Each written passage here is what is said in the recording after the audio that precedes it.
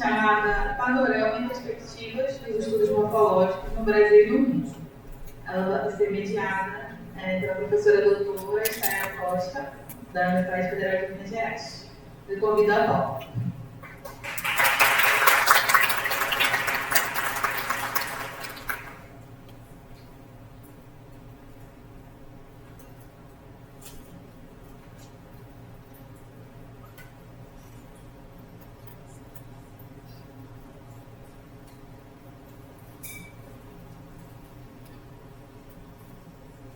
Para palestrar à mesa, eu convido o professor Dr. Vitor Oliveira.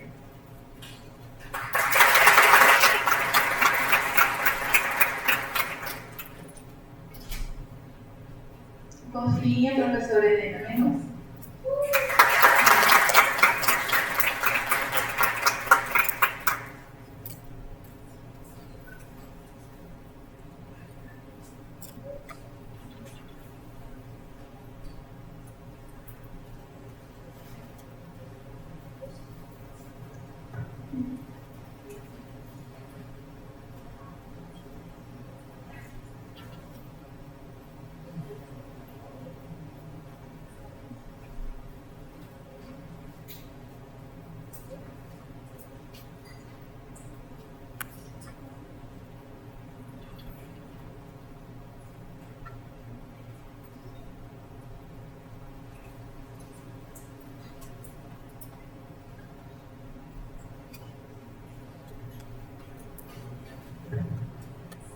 Boa noite a todos.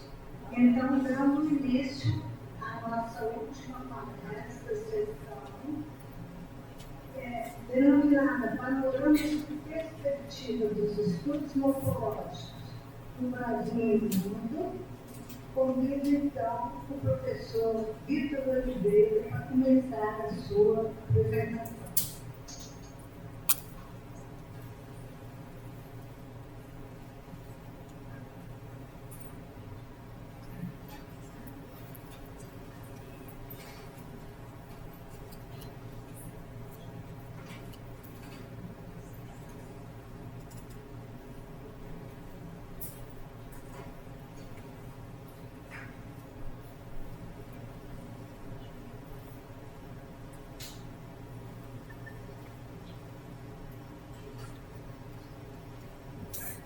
Boa tarde a todos. Começava por agradecer à Ana Flávia pelo convite para estar nesta mesa. Depois dizer que é um prazer estar na mesa com estas duas senhoras, em particular, com a Sara Monteiro Costa e com a Helena Mendonça, duas amigas da data já.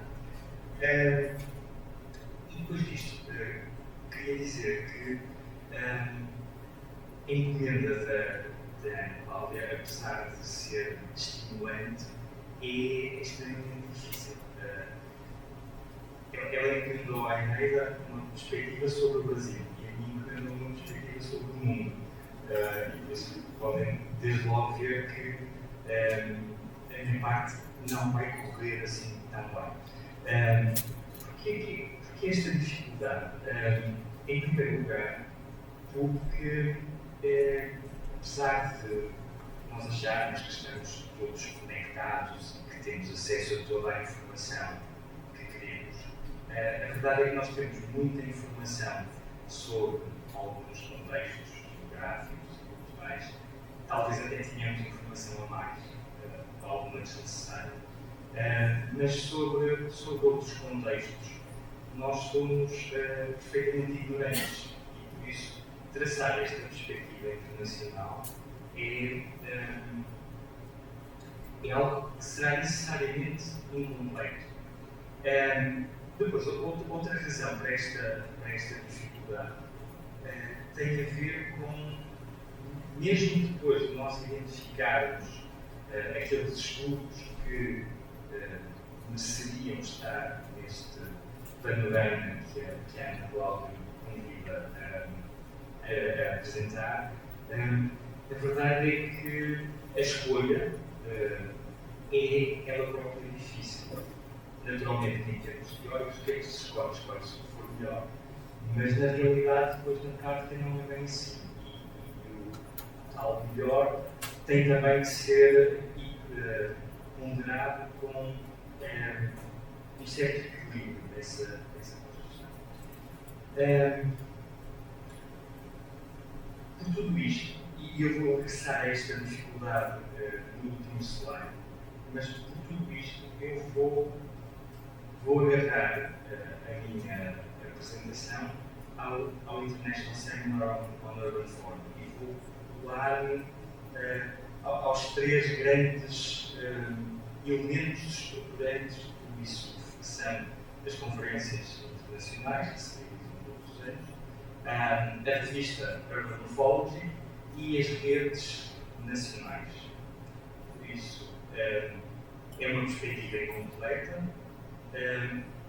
No final, darei algumas indicações de como esta perspectiva pode ser melhorada.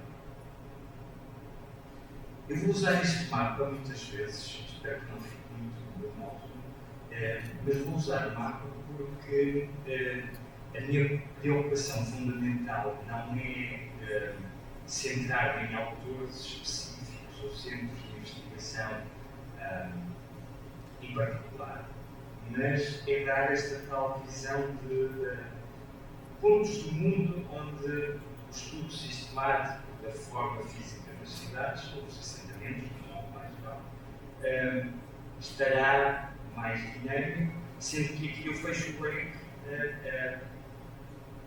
Esta é a perspectiva a partir da participação dos vários palcos do ISUF. Este mapa terá sempre uma série de pontos, mas tão importante como os pontos é a ausência deles. Quer dizer que há uma série de coisas que a metodologia urbana mainstream, se quisermos, continua a ignorar. Este primeiro mapa mostra as conferências anuais do ISUF, desde que em 1994 o grupo começou a reunir, inicialmente de um modo fechado, em Lausanne. E a primeira evidência do mapa é que o ISUF tem uma forte implementação na Europa, ele nasce na Europa e tem uma forte implementação na Europa. Tem uma implementação interessante na América do Norte, mas depois caímos a pique. Quando olhamos para a Ásia, a Oceania razoável, a América do Sul muito pobre ainda. Esperamos em 2026 estar aqui na América do Sul, não aqui no Brasil, novamente. E acho que não está neste mapa. É claramente a grande ausência.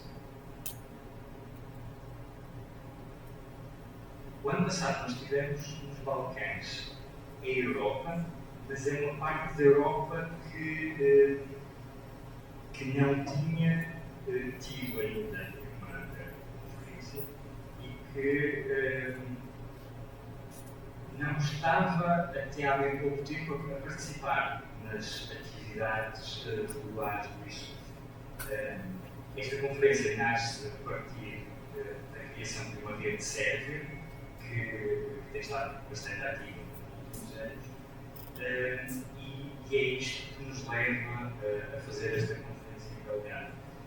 Eu há pouco dizia que ia falar menos de investigadores e de centros de investigação e mais de contextos culturais e geográficos. Também gostava de falar de temas. Os nossos colegas sérios do ano passado convidaram-nos para discutir a prática da metodologia urbana.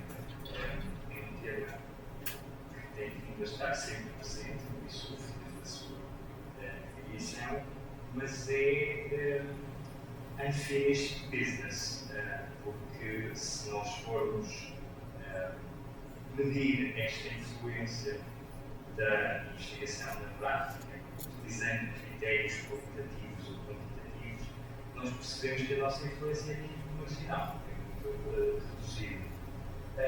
E por isso foi com agrado que vimos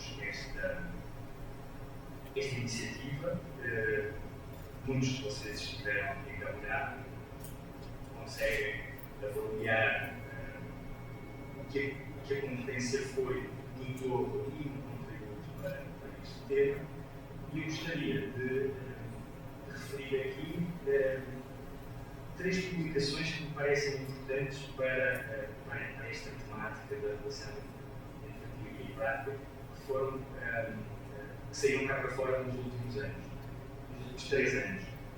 Numa das sessões da tarde, nós ouvíamos falar de Jean-Franco Caniggia, que estava a tentar identificar as autores, mas não os consigo apanhar, não vou olhar.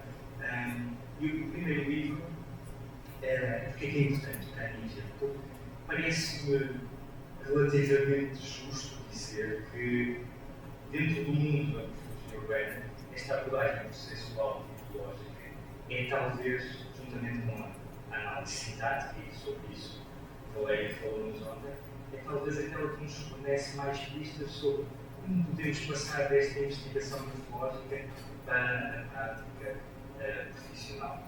E o Caniggia é uma figura-chave no meio do estudo. É alguém que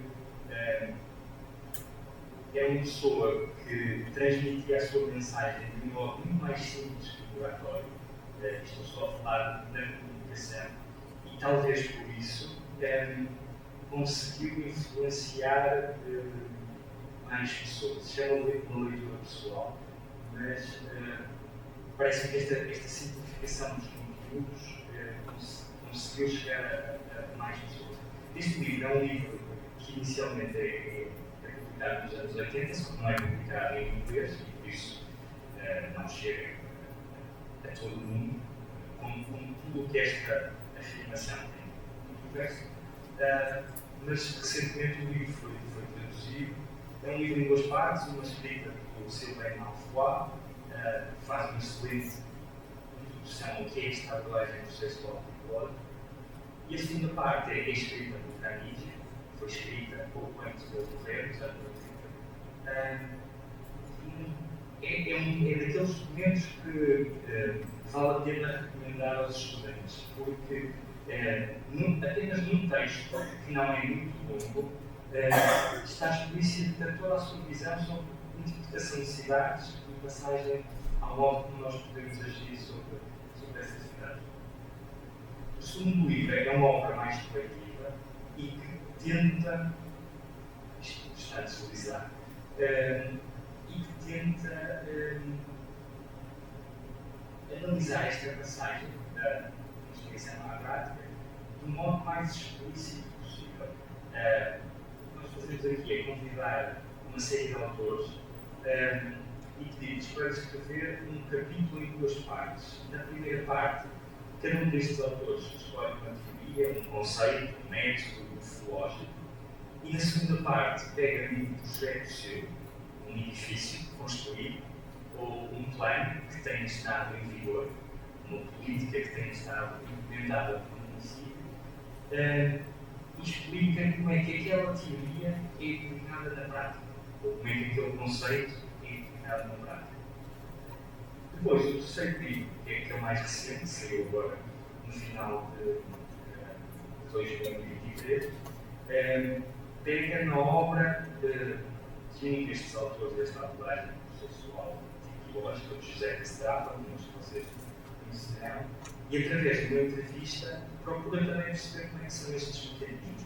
O José, para quem conhece, para quem não conhece, é alguém que, eu esqueci de dizer isto, é importante, no segundo livro e no terceiro, trata-se de pessoas que estão essencialmente na universidade, mas que de tempos a tempos vão à prática profissional, fazer qualquer coisa, fazer arquitetura, fazer planeamento, e no caso do José, neste terceiro livro, que é uma entrevista, para tentar, através deste meio, abordar esta relação, trata-se também de um académico com alguma prática profissional.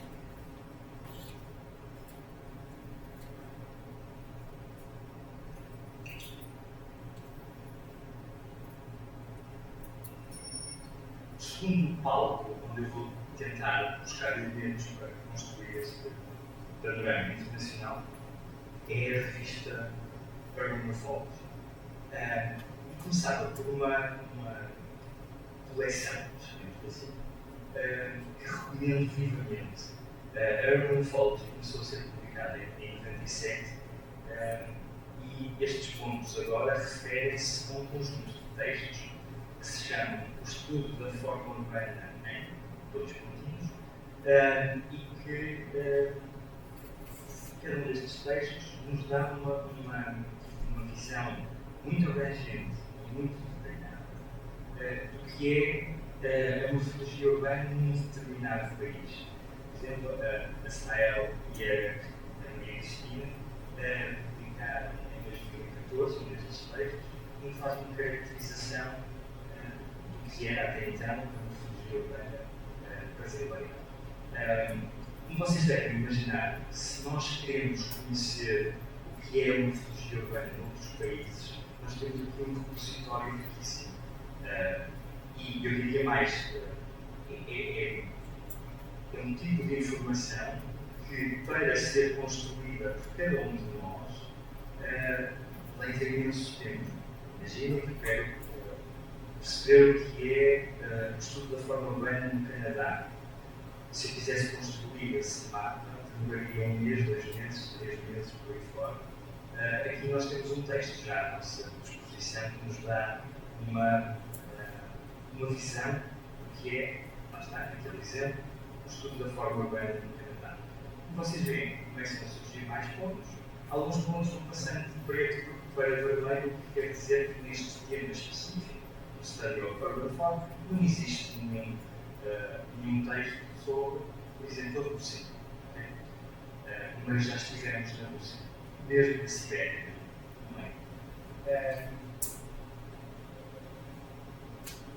Apenas por exemplo, o último texto que foi publicado nesta coleção de Study of Urban Form é um texto sobre o Irã.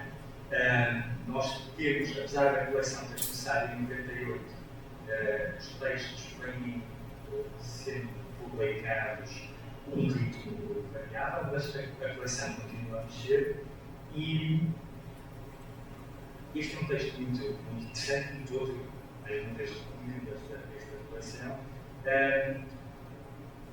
O texto dá-nos algumas coisas para pensar. De um lado, o Irã é um país com uma história urbana riquíssima, com cidades milenares, mas por outro lado, por múltiplas razões, incluindo a situação política desde o final dos anos 70, não há um trabalho sistemático de análise das formas urbanas iranianas.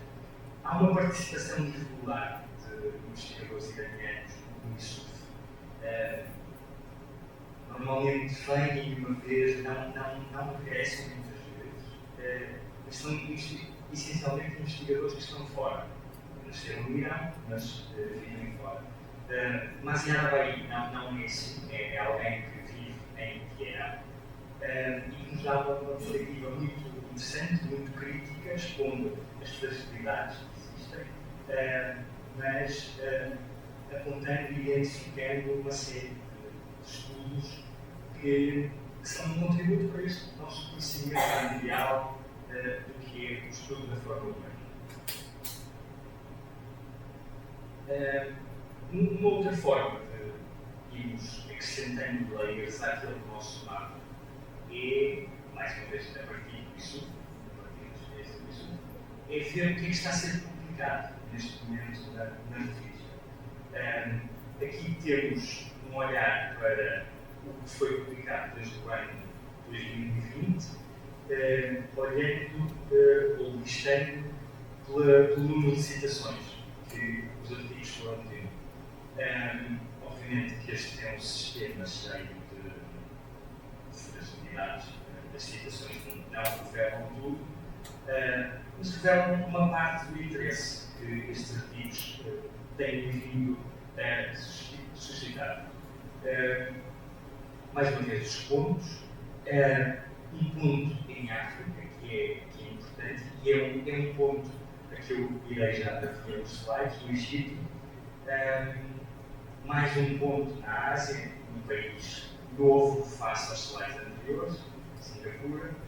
E aqui, em termos de temas, o que são estes artigos? Há pontos comuns, não há? São 10 artigos completamente diferentes. Há aqui alguns temas que têm vindo a ser explorados, que têm sido um grande interesse no ISUF, em particular na revista Urban Folk. O tema que aparece em mais artigos, em mais daqueles 10, procura, é eclético, procura aproveitar o que melhor há em cada abordagem do filósofo.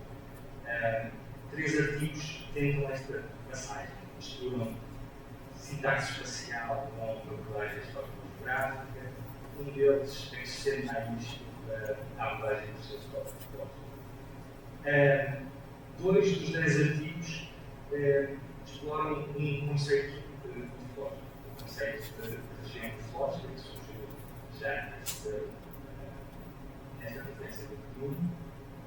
E 2 dos artigos, se calhar devia voltar à lista para mostrar. E 2 destes artigos fazem uma coisa que revela alguma convergência, que é tentar uma certa história disciplinar, inventos, tipos.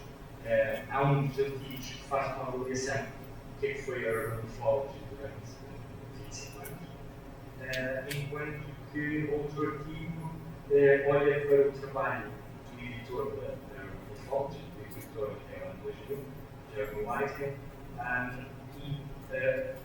e analisa a sua obra. Nós ontem falávamos dos investigadores mais jovens, analisa a obra do Jeremy Whitehead quando ele era jovem, quando tinha a idade de uma série de pessoas que têm estado nesta conferência, até o minuto dele em Archie Monson.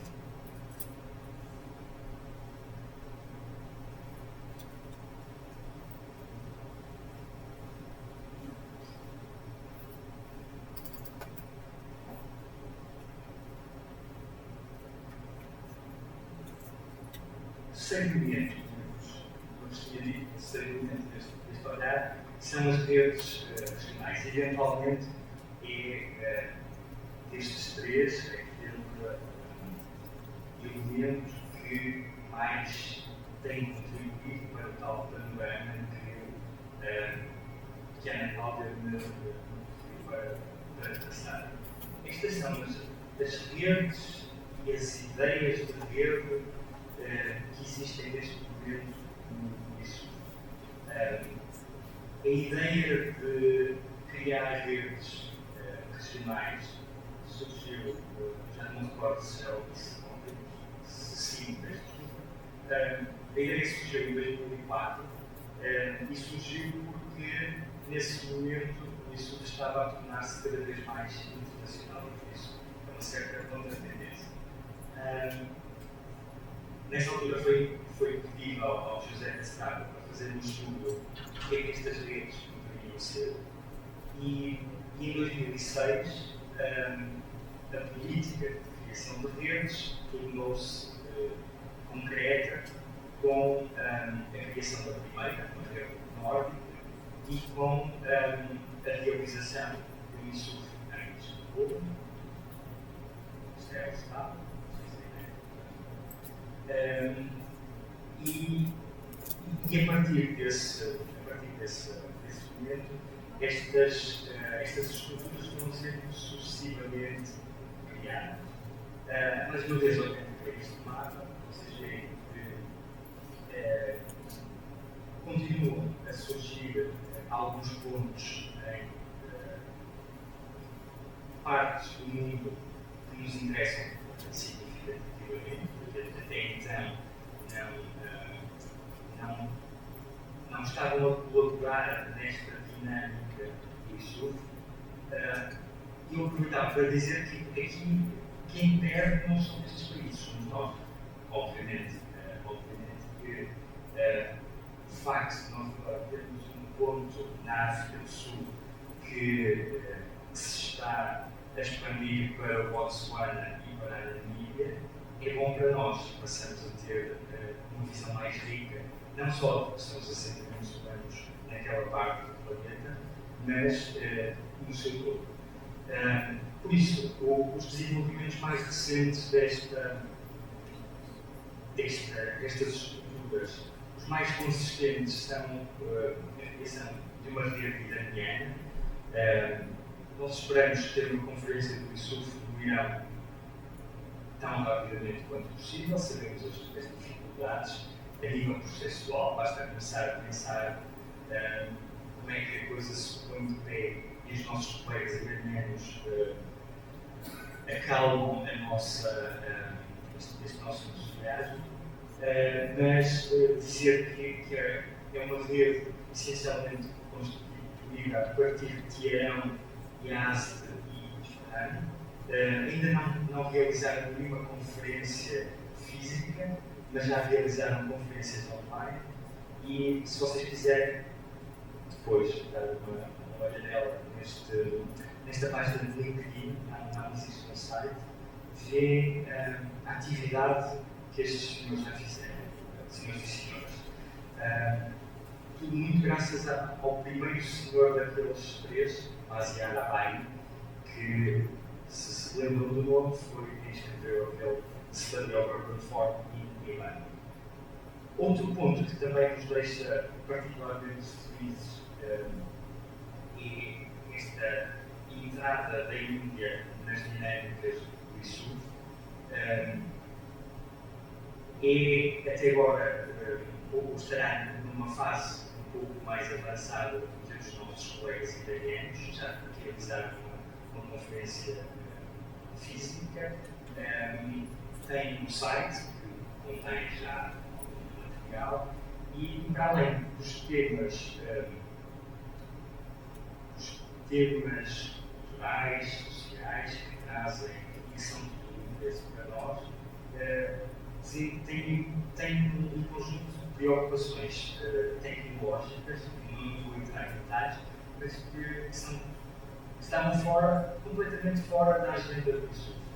Por isso, também esse nível é uma iniciativa muito interessante. Deixo o site para ver se quiserem visitar. Estou quase a chegar ao fim. Uma outra iniciativa que me parece bastante importante referir a esta construção de um panorama internacional do que é hoje a revista, que é hoje a Filosofia Urbana, tem a ver com este número especial da revista Serbian Architectural Journal. Foi um número que foi publicado a quando da última conferência em Belgrado e aqui, para além das redes nacionais, das redes regionais do ISUF, para além das ideias de rede, estão também aqueles países que não querem ter uma rede, não está na agenda, mas que têm uma dinâmica muito forte. Este número foi editado por alguém que é muito especial para nós, o Ivor Santos, e apresenta mais um layer importante deste entendimento do que são os contextos mais dinâmicos nesta produção de conhecimento sobre forma urbana. Apenas para referir um destes exemplos de textos contidos neste número Serbian Architectural Journal, a tal ideia sul-africana, com ramos para o Botsuana e, eventualmente, a Namíbia, tem sido essencialmente dinamizada por duas senhoras, Michelle Wu e Catherine Wu.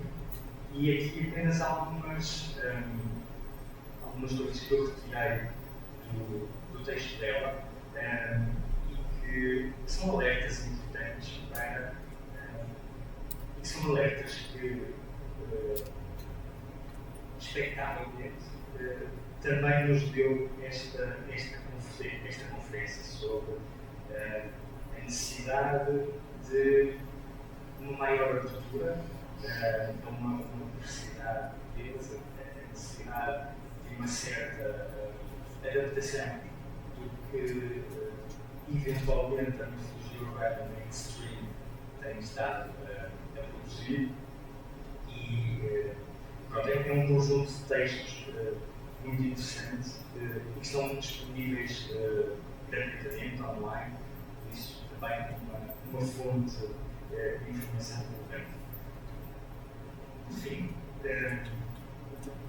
eu comecei a apresentação por confessar a grande dificuldade em construir esta visão internacional. Por uma enorme coincidência, um ano antes da Ana Cláudia, esta editora convidou-me para desenhar esta visão internacional. E a minha resposta foi que sozinho não conseguiria fazer. Então o que eu fiz foi identificar uma série de áreas geográficas e tentar perceber os autores mais relevantes em cada uma destas áreas geográficas. Este é um trabalho que ainda não começou. Quando me convidaram, eu estava cheio com outras coisas na mão. Mas é um trabalho que vamos arrancar agora no início de 2025. Por isso, daqui a um ano e meio, 2 anos, talvez vos possa dar uma resposta mais satisfatória a este desafio que a Ana Cláudia gentilmente lança. Obrigado.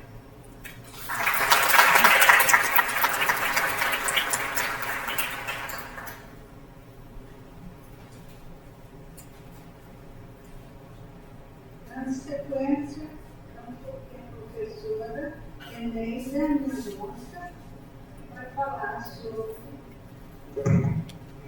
desenvolvimento da morfologia do Brasil.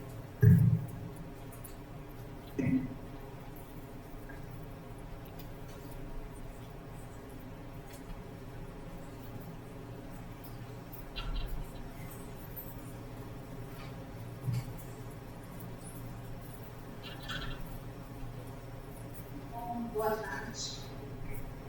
Eu começo agradecendo a Ana Cláudia Cardoso pelo convite e também agradeço a companhia do Vitor Descanel aqui nessa mesa.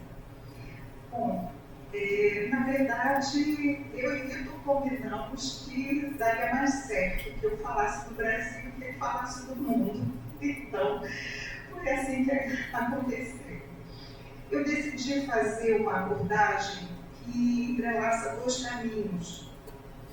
Um que trata da minha aproximação com o tema da morfologia urbana, ou seja, como eu me aproximei do conhecimento sobre a morfologia urbana, ou como esse conhecimento chegou até a mim. E, fazendo isso, eu penso que eu esteja tratando de uma abordagem que colegas da minha geração se identifiquem, vamos ver, tomara que sim. E o outro caminho que vai se entrelaçar com esse é eu já inserida no campo da morfologia urbana, selecionei alguns trabalhos, alguns colegas que, do meu ponto de vista, são referências. E eu incluo nesse panorama e nessa perspectiva de estudos morfológicos do Brasil, que são referências minhas no momento e que me apontam também possibilidades futuras. Vamos lá.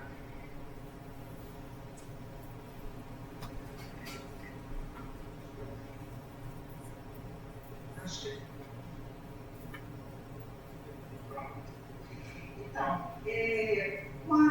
quando eu era estudante de arquitetura, eu tive contato com esse livro, Quadro da Arquitetura do Brasil, do professor Nestor Goulart Restilho.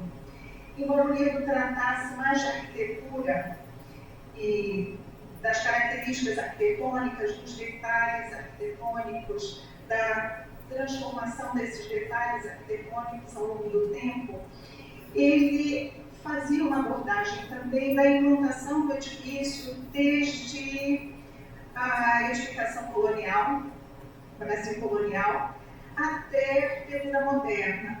Então, não era algo que eu visualizasse naquele momento, mas mais tarde refletindo, eu percebo que havia aí uma aproximação a respeito da morfologia urbana, embora não fosse o foco livre, não fosse o termo utilizado.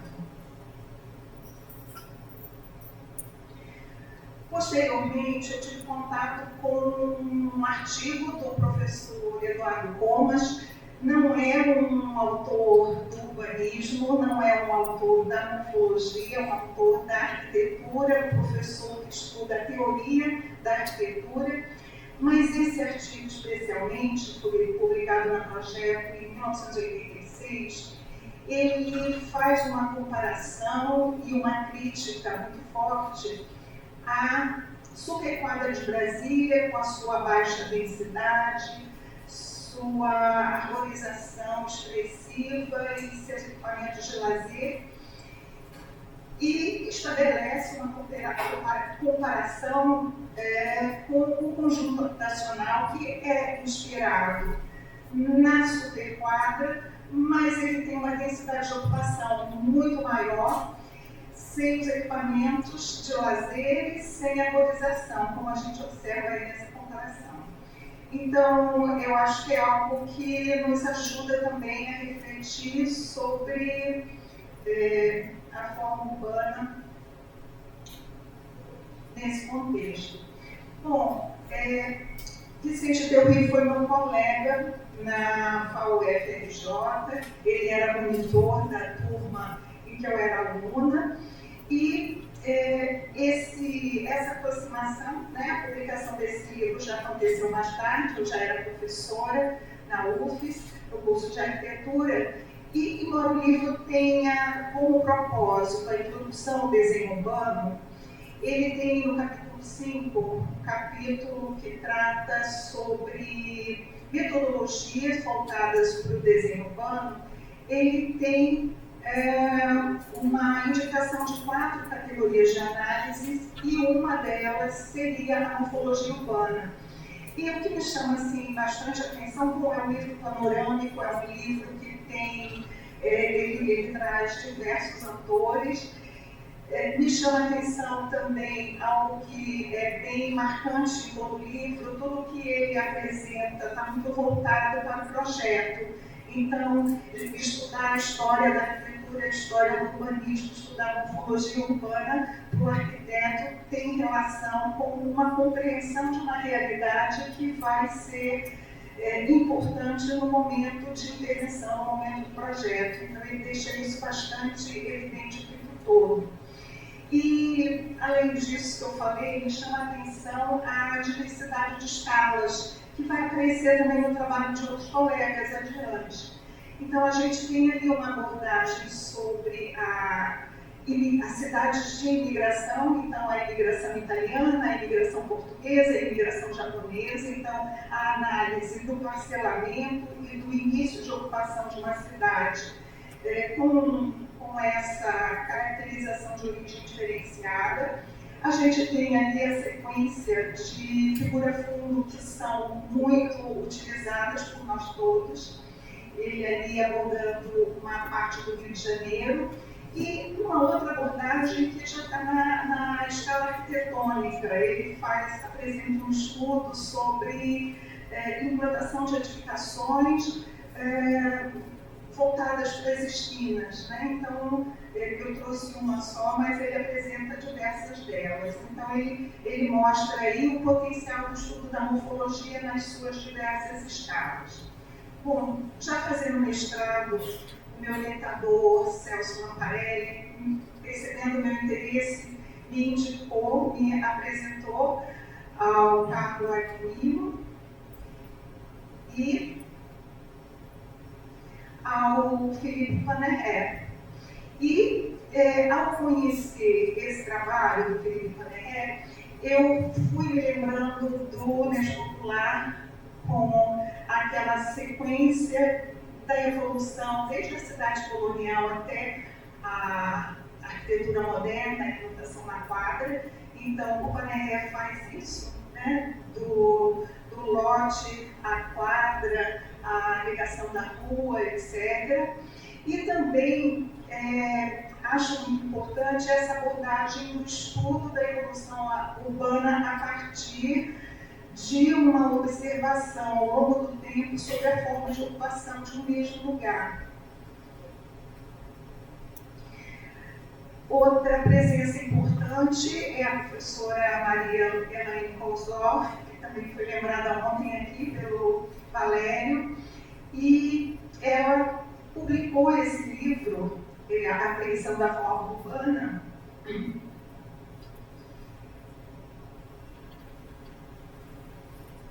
e nele ela toma como referência diversos autores nossos conhecidos e estrutura um método próprio. Então, a gente observa várias indicações ali de figura-fundo e de silhuetas que a gente já utilizou em diversas situações. Uma outra presença importante foi o Silvio Macedo, inicialmente como um autor, não era uma pessoa conhecida minha pessoalmente. Nesse momento aí, ele era o autor de Higienópolis e Arredores, e quando eu conheci esse livro, eu pensei, isso que eu quero fazer, eu quero que a minha dissertação siga um caminho de estudar a realidade que eu me propus a estudar em Vitória, dentro desse contexto de acompanhar como se deu a forma de ocupação nesse território que eu analiso. E foi assim que eu fiz a minha dissertação de mestrado. No lado esquerdo a gente vê aí algumas imagens que mostram como eu abordei a evolução de um território que é o Xangai de Camburi, na parte continental de Vitória, e do lado direito uma parte do conteúdo da minha tese em que eu decidi estudar o processo de verticalização de Vitória, a transferência do interesse do setor imobiliário, que começa no centro e migra para a região das praias, e identifiquei diversas tipologias diferenciadas de ocupação ao longo do tempo e ao longo no próprio espaço. Bom, temos também, eu acho que uma presença importante na nossa formação aqui no Brasil, o livro do Lamas, sobre a morfologia urbana, e aí o Silvio Macedo volta já no momento em que eu me inseri no papá, convite dele do professor Eugênio Queiroga, e é um encantamento, né, de todos nós pelos seus desenhos, pela maneira como ele representava essa evolução com base em estudos feitos em São Paulo, mas que sempre nos transmitia uma identidade com outras cidades brasileiras, e que sempre foi um propósito do papá perceber as singularidades do lugar e também as generalizações. Então, eu acho que uma outra questão, né, que eu lembro bem o Silvio mostrando esse tipo de desenho, como ia avançando e como as pessoas precisavam de uma garagem, precisavam de um andar a mais para o filho que casou, etc. Isso é um aspecto social que se insere no estudo da morfologia e que está presente em bairros de classe média, média alta e classes outras, né, diversas. Eu acho que também o trabalho do Silvio tem esse lado das escalas, né? Então, no contexto do estudo dos espaços livres, porque a gente começou estudando os espaços livres e a esfera contemporânea, com a contribuição teórica importante do professor Eugênio, mas a gente, no momento seguinte, tratava do sistema de espaços livres e a forma urbana. E essa variação de escala, esse trabalho nas diversas escalas é muito importante. Então, o Silvio, com seus desenhos, nos mostra isso, né? E, na sequência, eu trago a Estael, a nossa mediadora, trazendo o Misuf, algo que já foi comentado aqui várias vezes, então eu estou só repetindo, que também foi um momento importante da morfologia. Foi o primeiro Misuf que eu compareci, esse de Ouro Preto, e eu me lembro, Estael, que, assim, só dando um depoimento, eu reencontrei um ex-aluno meu, que naquela altura ele já era professor, já era doutor, e foi meu aluno na graduação.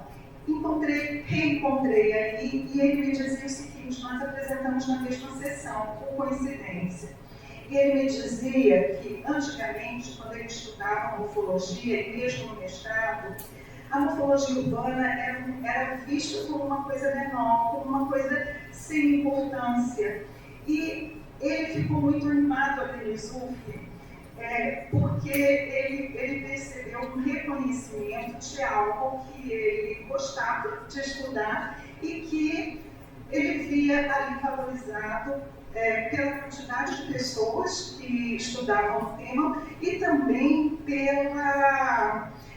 pelos seniors, né, pelos professores de alto gabarito que eles apresentavam. Então, eu acho que, assim, eu estou citando um caso, mas não só para essa pessoa, mas de um modo mais amplo, esse SUF, ele teve uma importância de divulgar essa abordagem, e eu acho que foi responsável pelo que aconteceu depois. Estael mencionou hoje na sessão que nós estivemos juntas, ela mediando, algumas pessoas que estão aqui apresentando, o trabalho que ela fez no mestrado.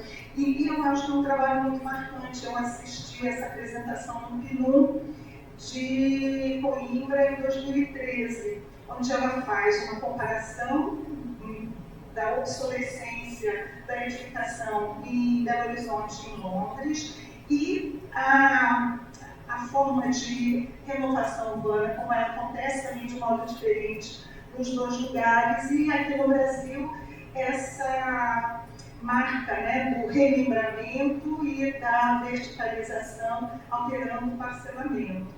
Então, eu estou trazendo porque do meu percurso foi algo marcante e que me ajuda a refletir ainda hoje sobre o que acontece. Nós vimos na sessão vários casos em várias cidades do Brasil que essa questão da obsolescência e dessa expectativa de renovação está em curso ou em processo, ou em expectativa e futura. E eu visualizo isso em Vitória, no Espírito Santo. Bom, ainda com a Estael, e já trazendo a Maria Manuela junto, esse livro que muitos de vocês conhecem, que foi muito mencionado na bibliografia, nas referências apresentadas, ele traz referências importantes sobre as escolas da morfologia urbana e a aplicação, a visualização dessa aplicação em Ouro Preto, no território mineiro, e também aqui eu chamo a atenção da diferença da escala, né? Uma escala regional, uma escala da cidade e uma escala que também nos traz essa questão do edifício. Uma outra abordagem importante que a Estael traz, que a Karen Meneghetti participa em conjunto, é uma leitura sobre o Fringe Belt, trazendo para a noção dos hiatos urbanos, das faixas de hiato, e é um trabalho que parece bastante significativo para que a gente analise as situações das nossas cidades, da expansão, das possibilidades de expansão e também de, quem sabe, preservação dessas áreas, né, dessas áreas livres ali nos nossos centros urbanos. Eu vou fazer aqui uma breve propaganda da revista de Morfologia Urbana que está lançada o número completo desde ontem. E mencionar que a Karen e a Gislaine têm um artigo nessa revista sobre as faixas de atos urbanos. Algumas figuras ali lembram esse tema. Quem estiver mais interessado pode ter acesso. E eu acho que também é importante para nós o trabalho do Renato Leão Rego, que estuda as cidades paranaenses, as cidades do oeste paranaenses, que cresceram a partir do café, da ferrovia e do café, e ele também fez um estudo sobre as agrovilas na Amazônia. Ele apresentou, inclusive, esse trabalho lá no Perú de 2016. Então, ele é um estudioso da formação das cidades de colonização. Falo aqui também de uma abordagem da morfologia que cresceu bastante nesses últimos tempos, a sintaxe espacial, trazida ontem pelo professor Valério Medeiros. Percebo que algumas dessas abordagens elas não são só gráficas, elas têm uma preocupação também com o impacto social. E não podia deixar de trazer o Frederico Holanda, né, que é o pioneiro da difusão dessa temática entre nós. O professor Valério também está ali, ambos da UNB. Os professores Renato Saboia e Vinícius Neto, que também têm uma abordagem por esse campo, e as professoras do Nordeste, professora Edja Trigueiros, da Federal do Rio Grande do Norte, e a Cici Monteiro, de Pernambuco. Então, eu trago aqui algumas imagens, também publicadas em artigos da revista Atual, da revista de Morfologia Urbana, também indicando a diversidade de escalas em que a sintaxe pode abordar. Bom, eu trouxe aqui também um trabalho do professor Maurício Polidori, que é um trabalho que eu acho muito original. E eu escrevi, tive que escrever, porque eu não saberia falar o que ele faz sem ler. Então, ele criou pelo menos três programas computacionais, e a partir desses programas ele estuda a morfologia urbana, estuda aspectos da morfologia urbana. Ele estuda, um deles é o CIPCEL. A partir daí ele faz uma simulação de crescimento urbano, considerando fatores urbanos e naturais, com técnicas de autômatos celulares. Ele tem o Urban Metrics, que ele modela a concentração e as periferias urbanas com auxílio de grafos, e o People Grid, que é esse que está aí representado, que ele trabalha com a intrasubjetividade, mapas colaborativos em forma de grid. Ele deu um curso para nós lá em 2018, eu consegui interagir com esses programas, aprendi, mas foi uma coisa momentânea. Quem não tem o hábito, né, de trabalhar com isso. Bom, caminhando um pouco aí nas nossas referências, eu trago aqui a Vera Tanger com um trabalho também de uma variação escalar bastante expressivo. Então, ao mesmo tempo que ela trabalha com o Arco Metropolitano do Rio de Janeiro, que é um trabalho que eu gosto bastante, ela orientou o trabalho do Rogério, a dissertação de mestrado. Hoje ele já fez doutorado, é professor, mas esse trabalho me marcou bastante, porque ele tomou como área de estudo Copacabana, que é uma área, para quem conhece, densamente ocupada, e ele mostrou que Copacabana tem muitos espaços livres, uma quantidade incrível de espaços livres intraquadra, né? Então ele transformou Copacabana numa Barcelona, Lacerda, identificando naquela forma de ocupação que dentro das quadras há espaços livres, né? E eu acho interessante porque há muitas críticas a Copacabana, né? Então eu acho que quando ele identifica isso, ele chama atenção para possibilidades sobre esses espaços livres que são privados, mas podem vir a ser públicos ou menos coletivos, né? Daquela quadra, por exemplo, a depender da política.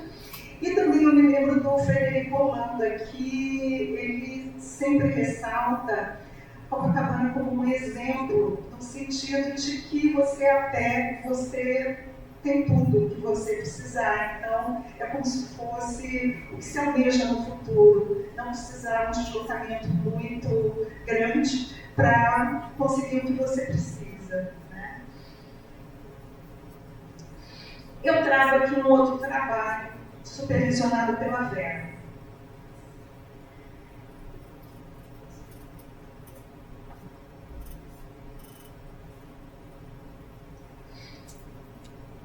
Eu podia ter trazido outros colegas aqui, podia ter trazido o trabalho orientado pelo Eugênio, com a Isabela, que trabalha com a questão da periferia, a apropriação dos espaços na periferia. Poderia ter trazido algo da Damiane, poderia ter trazido também da Estael, que trabalhou pioneiramente com a questão da favela.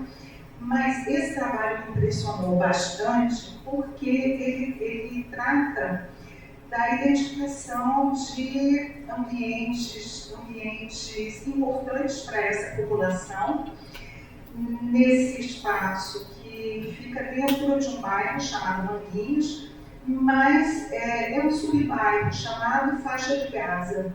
Então, a gente pode imaginar o grau de violência que existe nessa comunidade e ainda assim as pessoas identificam espaços urbanos de valor.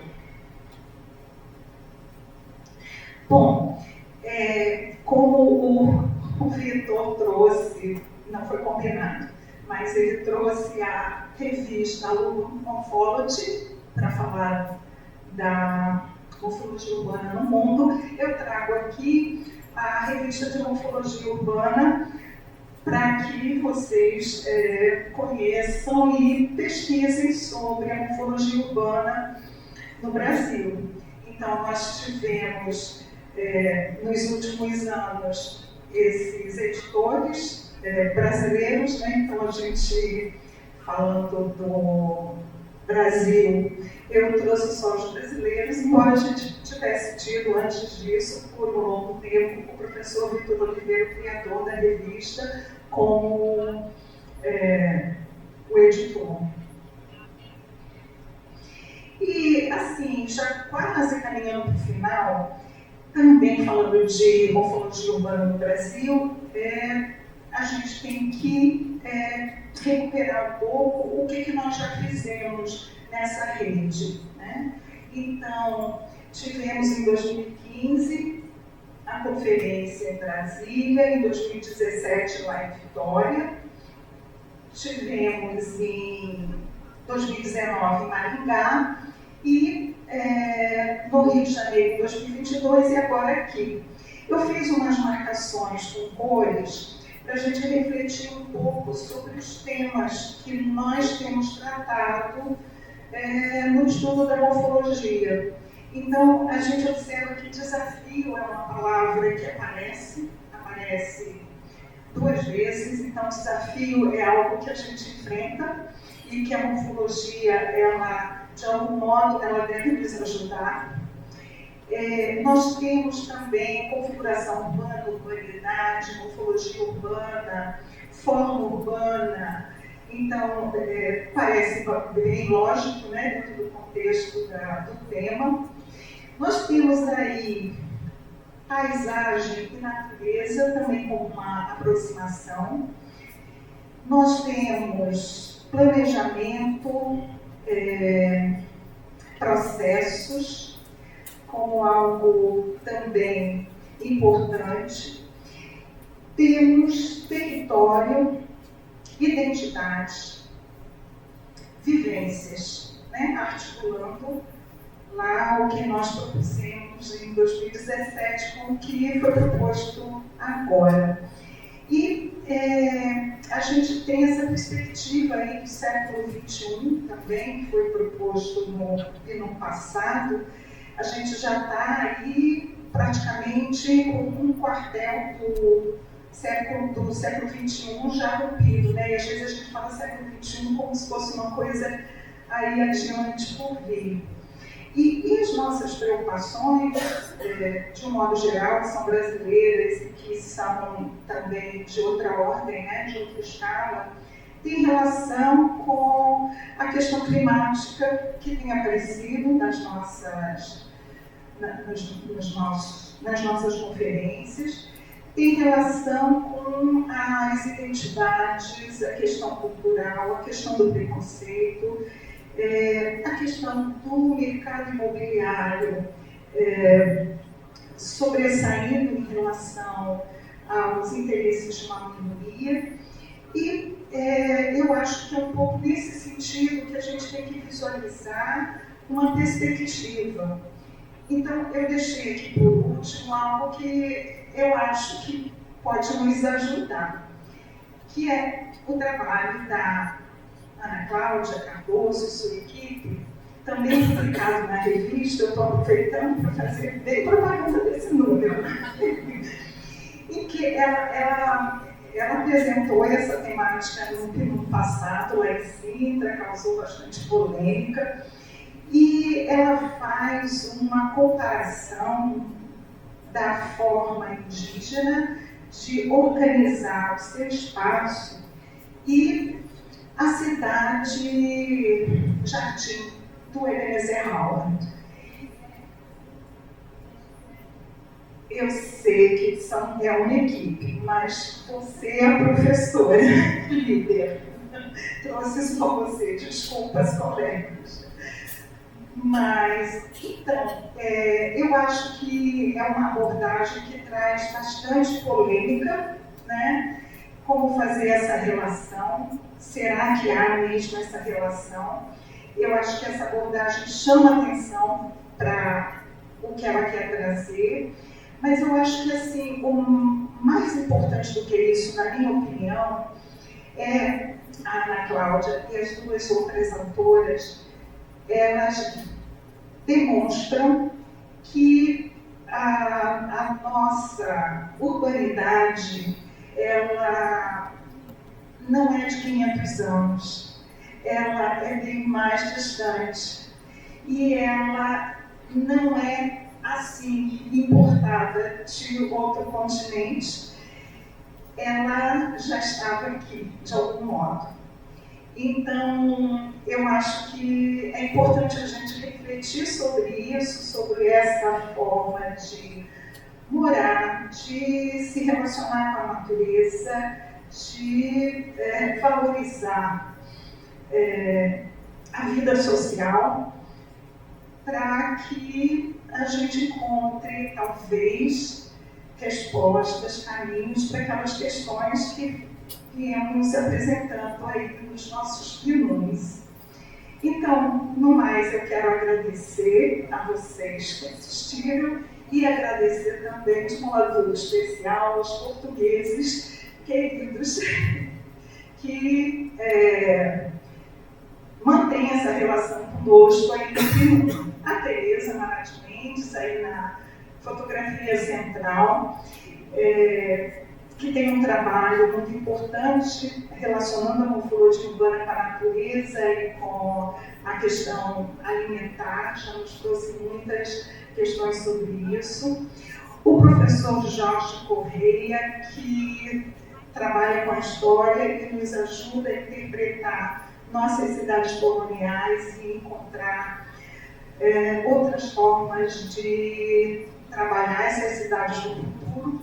E o professor Vitor Oliveira, que está sempre nos indagando, afinal, para que serve a morfologia urbana. Muito obrigada.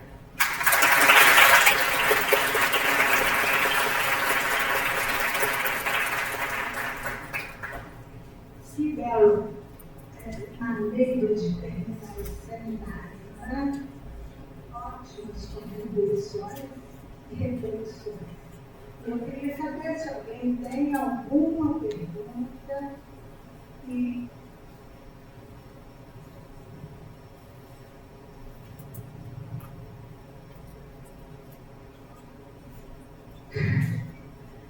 se alguém tem alguma pergunta, a gente pode pedir para o pessoal levar o microfone até eles, tá? Por favor.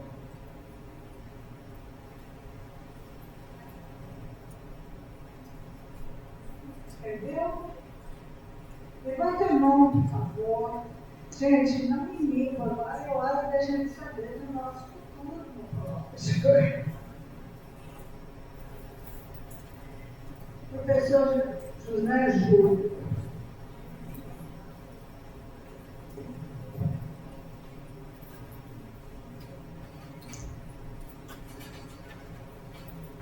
Boa tarde. Primeiro eu queria agradecer.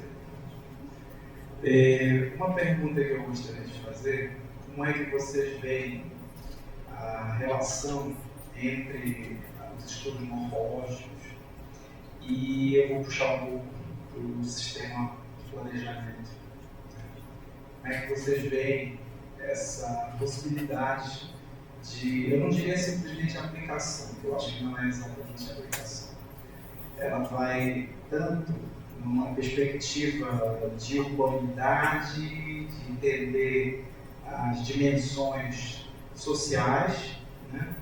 Mas principalmente o quanto a morfologia urbana seria capaz de encaminhar propostas no mundo em que se vive, principalmente aqui no Brasil, né? Diferentemente de outros contextos, tem, digamos assim, comprometido muito o que eu chamaria de qualidade urbana, em nome de outras questões econômicas, políticas, né? Como é que vocês veem essas possibilidades?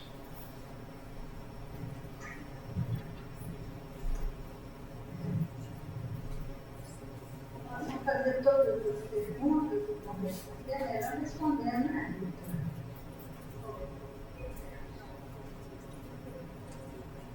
A resposta.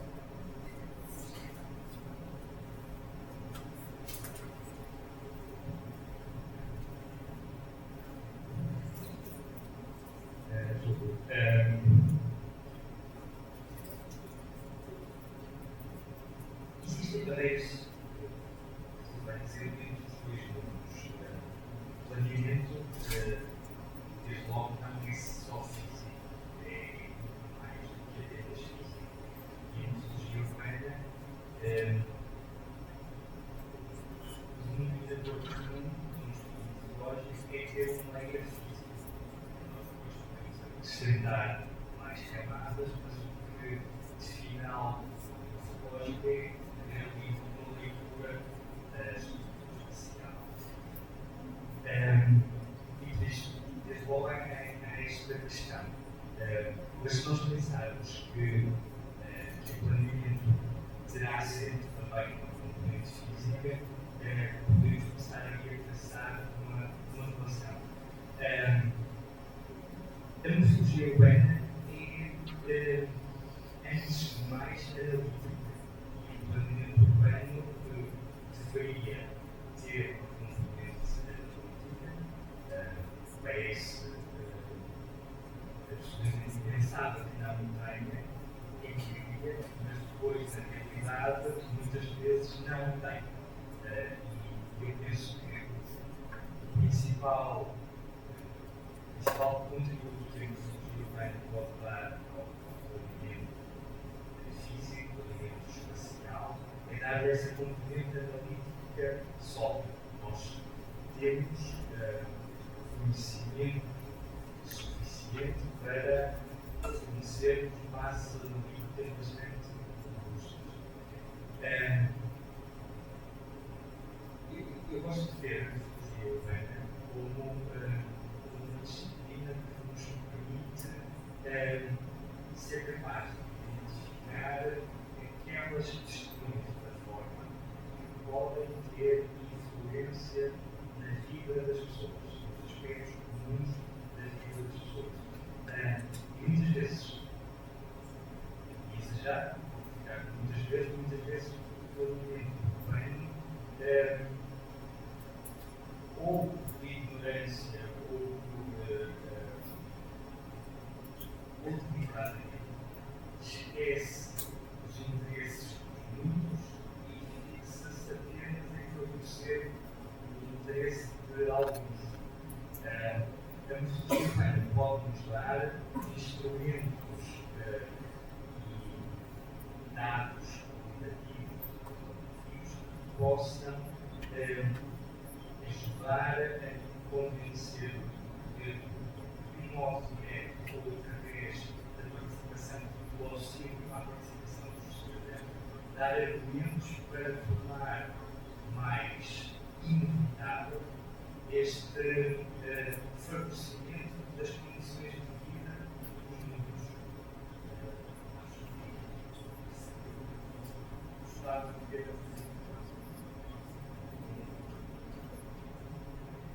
Então, José Júlio, eu falei para a Estael, não sei se eu tenho resposta, acho que eu não tenho resposta.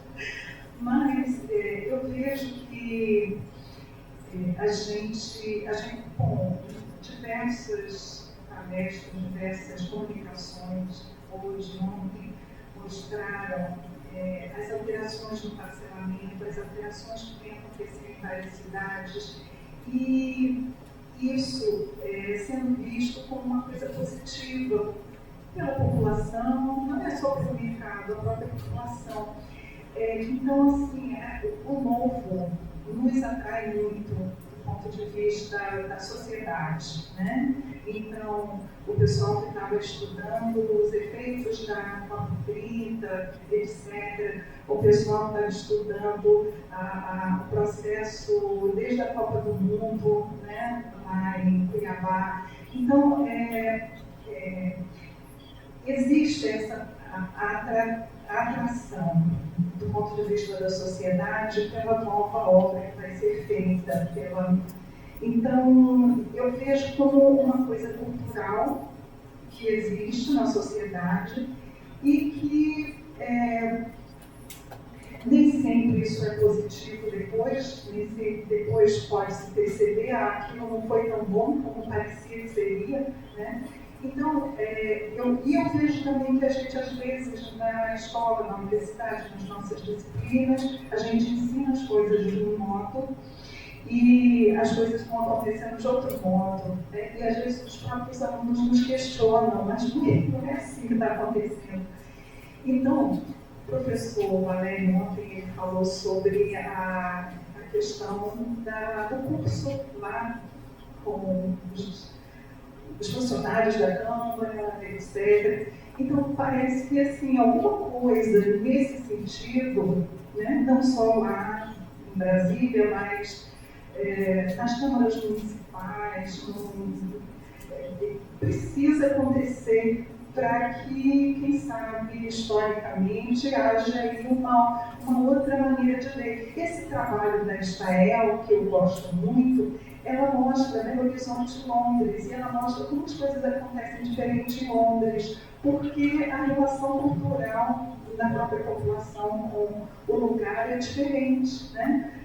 Eles mais tradicionais e a gente querendo novidades, né? Então, eu acho que não é fácil essa questão da morfologia. Eu vejo lá em Vitória, que é o lugar que eu tenho mais proximidade, bairros que, num dado momento, era proibido remembrar, que era para manter aquele parcelamento. Num dado momento, a coisa desanda, porque é uma pressão tão grande e os próprios proprietários querem para ganhar, né, para vender, senão não vão conseguir vender. Então, aqueles proprietários que no passado queriam que não fosse relembrado porque eles moravam ali, não queriam um shopping do lado deles, um centro comercial, alguma coisa desse tipo, eles de repente eles já querem vender e sair dali. Então, já pode relembrar e já modifica toda a estrutura do bairro. Então, é alguma coisa cultural mesmo e a ser trabalhada aí, em tempo, lógico. Se der tempo, né?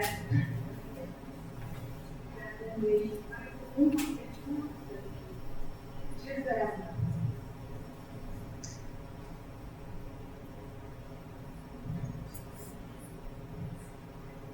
Queria agradecer primeiro a apresentação de vocês, acho que foi muito boa as apresentações e a Emília, de certa forma, deu um certo saudosismo, porque a gente viu uma série de figuras que foram, muito importantes nessa formação, eu sou um pouco mais jovem, mas também li, às vezes, figuras e foi muito interessante.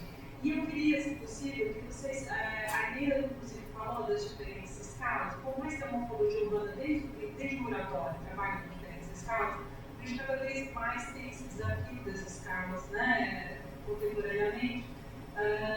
E partindo da provocação do David Najam na Cidade Franqueada, né, que ele vai dizer que a unidade do tecido da cidade contemporânea não é mais o quarteirão urbano, mas sim o setor, né, eu queria que vocês, de certa forma, querendo ou não, esse seminário nos deu um panorama de diferentes processos de urbanização no Brasil, né, e quão diversos eles são. Então, além do desafio da escala, o que os diferentes processos de urbanização nos dão como desafio para a análise da forma urbana? Quem quer responder?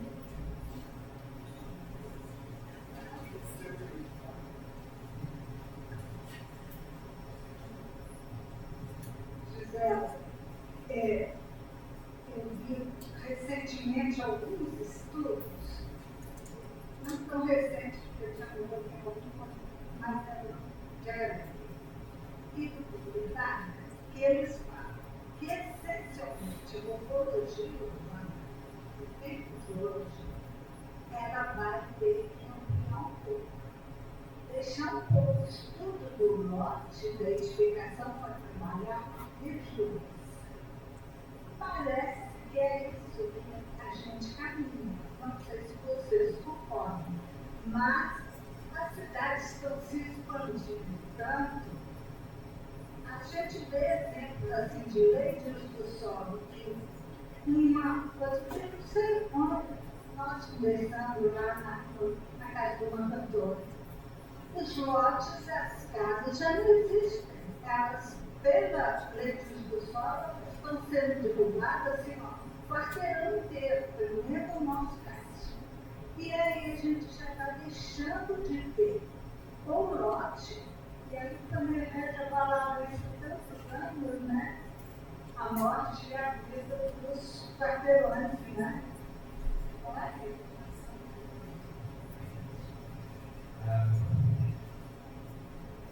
Eu vejo questões diferentes da sua questão. Uma tem a ver com escalas, e sabendo que você estava só a caminhar para esse lado, mas depois no final vai ser também havia a questão de diferentes objetos, não é só ser escalas diferentes dos próprios objetos, não sabia falar das duas questões separadas. Escalas diferentes, então, problemas diferentes, mas também partilham as mesmas características. E o que a Urbana foi dando respostas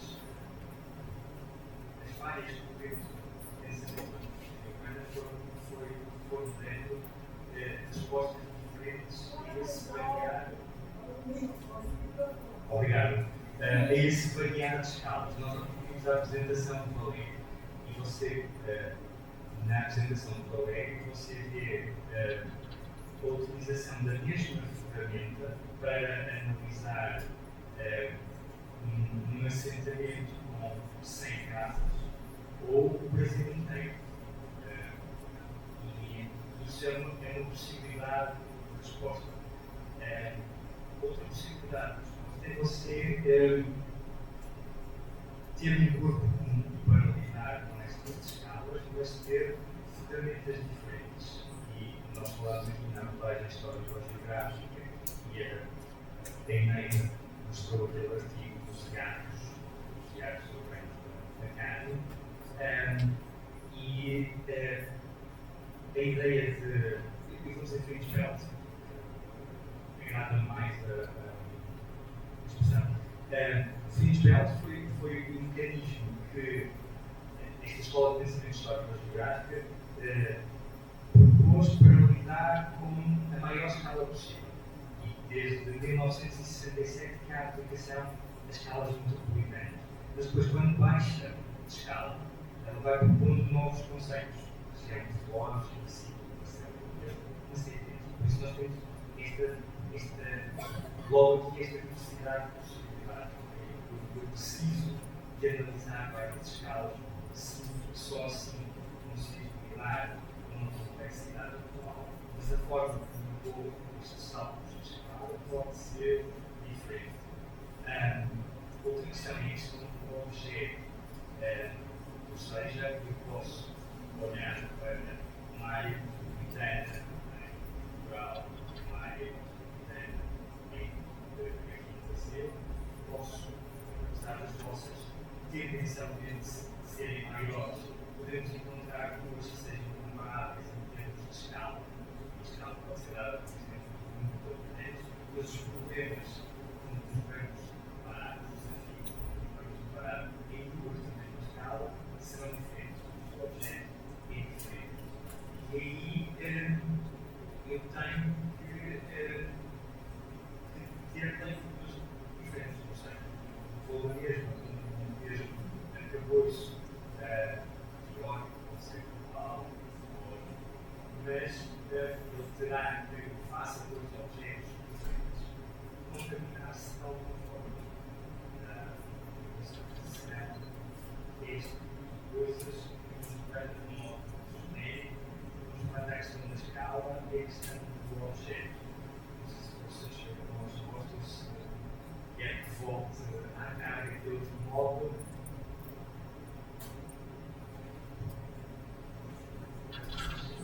Eu acho assim, o que eu procurei mostrar é que eu aprendi a lidar com as diversas escalas.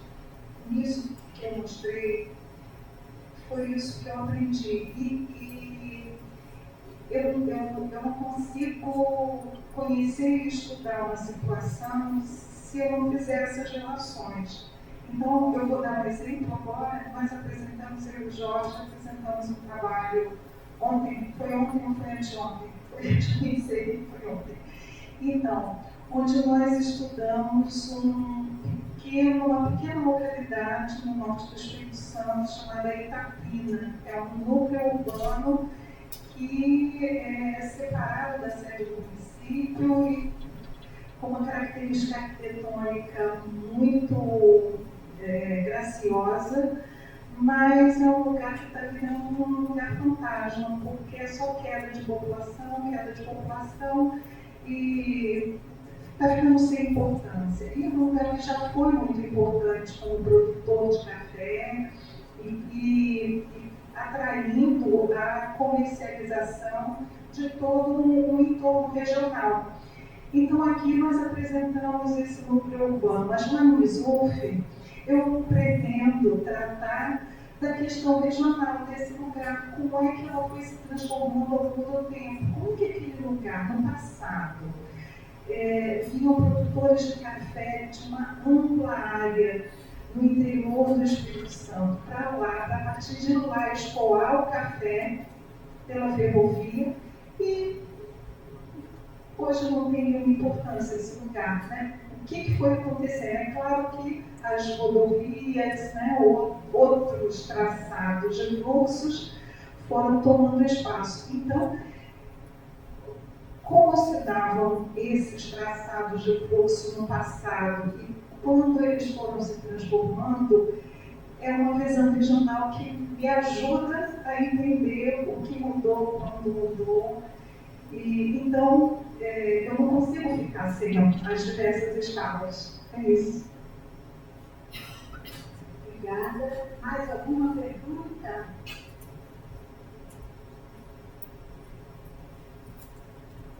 Acho que não. Bom, se ninguém quer mais perguntar nada, eu quero, em nome aqui da mesa e do nome do PNUM, agradecer muito esse evento, a coordenação da Ana Cláudia, a participação dos professores José Júlio, Roberta e outros, e principalmente também de toda a equipe de estudantes que fizeram desse evento um evento muito produtivo e muito prazeroso. Obrigada a todos. Eu gostaria que todos dessem uma salva de palmas para mim.